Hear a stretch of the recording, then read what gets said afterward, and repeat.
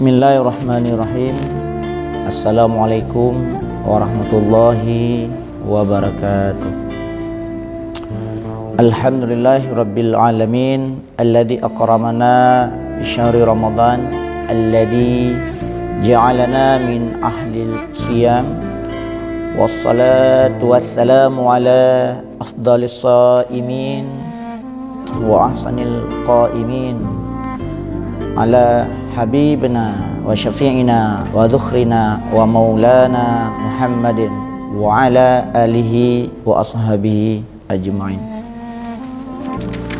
Alhamdulillah, puji syukur kepada Allah Subhanahu wa taala yang mana oleh Allah masih memberikan kesempatan, kesehatan sehingga berjumpa lagi di acara Syahayati menyambut bulan suci Ramadan. Salawat dan salam kepada junjungan Nabi besar Muhammad sallallahu alaihi wasallam. Pemirsa dimanapun berada, pada hari ini saya akan membahas tentang ada 3 kejadian besar, kisah yang terjadi pada masa Rasulullah di bulan suci Ramadan. Yang pertama, di bulan suci Ramadan pernah terjadi suatu peristiwa yang sangat besar, yaitu yang pertama adalah diturunkannya Al-Quran. Rasulullah ketika memasuki bulan Ramadan dahulu sering untuk menjauhi daripada keramaian, atau beliau lebih sering untuk beribadah secara tafakkur, yaitu di Gua Hira, menjauhi dari keramaian untuk mendekatkan diri kepada Allah. Selanjutnya kejadian pada suatu hari didatangi oleh malaikat Jibril, yang mana ketika masa itu Rasulullah lagi tafakkur atau i'tikaf di tempat yang sangat mulia, yaitu di Gua Hira, didatangi oleh malaikat Jibril yang mana membawa suatu amanah yang sangat besar untuk umat Nabi Muhammad, yaitu diturunkannya Al-Quran, yaitu terjadi pada 17 Ramadan. Nah, ketika turunnya Al-Quran, yang pertama adalah turun surat Al-Iqra, yang mana pada masa itu pada kaum Bani Quraisy atau penduduk Arab sendiri tahu bahwa Rasulullah ini adalah tidak bisa menulis dan tidak bisa membaca. Ketika malaikat Jibril pertama mengajarkan Al-Quran kepada Nabi Muhammad SAW, Rasulullah merasa kaku dan tidak bisa. Tetapi dengan perintahnya malaikat Jibril, Iqra, bacalah, sehingga Rasulullah bisalah membaca Al-Quran dan sampai mendapatkan wahyu pertama, yaitu Al-Quran. Nah, selanjutnya dengan diturunkannya Al-Quran inilah menjadi sesuatu perubahan besar di kaum muslimin pada masa itu dan kaum jahiliyah pada masa itu. Dikarenakan kaum jahiliyah di masa itu sudah lebih merajalela lagi daripada kegiatan-kegiatan, perbuatan-perbuatannya, sehingga dengan turunnya Al-Quran sebagai petunjuk bagi mereka, sehingga dengannya kejadian besar ini membawa perubahan bagi seluruh alam. Ini menjadi suatu kedahsyatan di bulan Ramadan, bahwa bulan Ramadan adalah sama juga dengan bulan Al-Quran, bulan yang dianjurkan kepada kita untuk memperdalamkan daripada Al-Quran dan memperbanyakkan membaca Al-Quran, karena di dalamnya terdapat al-huda wa tuqa, di dalamnya terdapat petunjuk-petunjuk daripada Allah Subhanahu wa taala. Selanjutnya kejadian yang besar terjadi pada masa Rasulullah di bulan Ramadan, yaitu Perang Badar.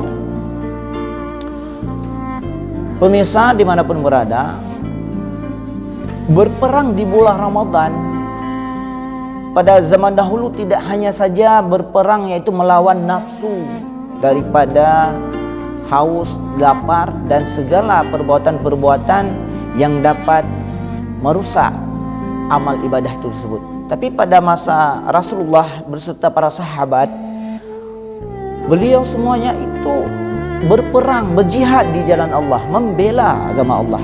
Nah, ini kejadian Perang Badar atau dinamakan dengan Ghazwah Badar Al-Kubra, atau menjadi sebuah perang tragedi yang menjadi pembeda awalnya kemenangan atau awalnya kejayaan kaum muslimin dengan non-muslim pada masa itu.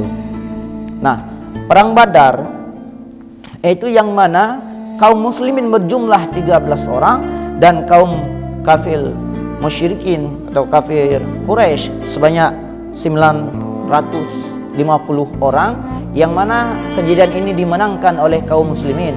Nah, dari kejadian ini menjadilah pembeda daripada yang dulunya penduduk kota Mekah, yang dulunya penduduk kota Mekah ini dikuasai sepenuhnya oleh kaum kafir Quraisy, yang mana setelah Perang Badar ini kaum muslimin sudah berani untuk memasuki kota Mekah dan sudah berani menguasai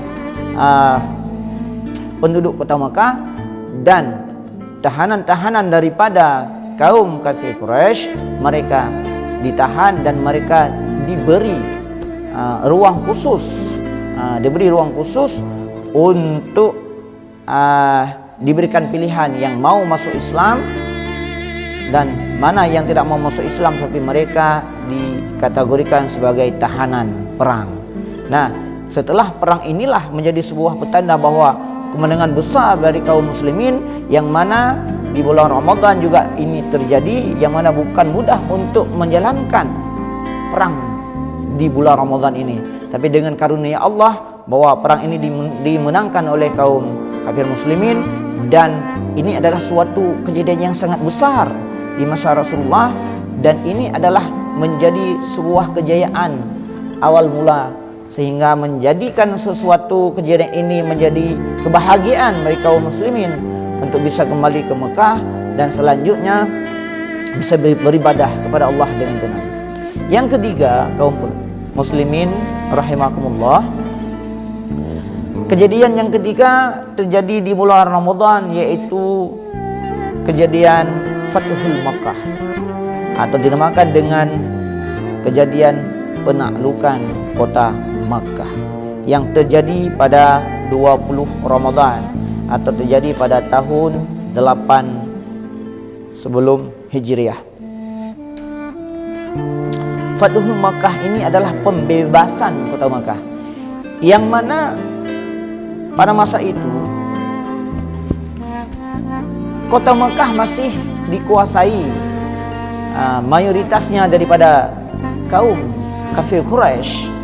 Nah, yang mana segala aktivitas ibadah, perdagangan dan segala hal yang mana masih banyak terdapat diskriminasi atau tantangan daripada kaum kafir Quraisy untuk mengintimidasi daripada untuk kaum muslimin.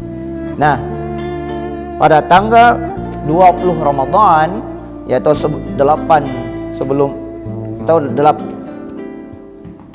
Hijrah, 8 tahun sebelum Hijrah, kota Makkah inilah masanya terjadinya Fathul Makkah. Para sahabat beserta Rasulullah sallallahu alaihi wasallam berhasil mengambil kembali kota Makkah. Berhasil mengambil kembali kota Makkah ini adalah kejadian yang sangat besar. Kejadian yang sangat besar ini, karena inilah yang dicita-citakan oleh kaum muslimin. Inilah harapan besar dari kaum muslimin, yang mana dengan dikuasai kota Makkah ini adalah akan menjadi sebuah kejayaan bagi kaum muslimin, dan ini adalah yang sangat luar biasa dan tercatat dalam sejarah. Kaum muslimin dimanapun berada, dari kejadian ini bisa kita ambil hikmah bahwa para Rasulullah dan para sahabat kaum muslimin yang terdahulu, mereka di bulan Ramadan ini juga berjuang mempertahankan agama Allah, berjuang melawan, tidak hanya melawan nafsu sendiri, tapi mereka itulah berjuang untuk mempertahankan agama Allah, bahkan bertumpah darah.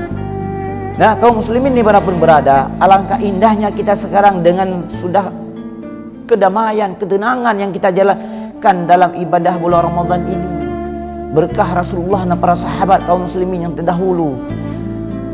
Mari kita sama-sama sekarang tingkatkan amal ibadah kita, pelajari, gali sejarah-sejarah Islam yang terdahulu di bulan Ramadan, kisah-kisahnya. Selanjutnya, ingat bahwa pernah terjadi kejadian besar di bulan Ramadan. Rasulullah sendiri turun untuk memperjuangkan ini, dan kita sekarang sudah menikmatinya. Mari tingkatkan amal ibadah kita dengan memperbanyak membaca Al-Quran, dengan memperbanyak mengamalkan amalan yang soleh. Pemirsa dimanapun berada, sampai di sini pembahasan kita hari ini. Sekian dan terima kasih. Akhirul kalam wabillahi taufiq wal hidayah. Wassalamualaikum warahmatullahi wabarakatuh.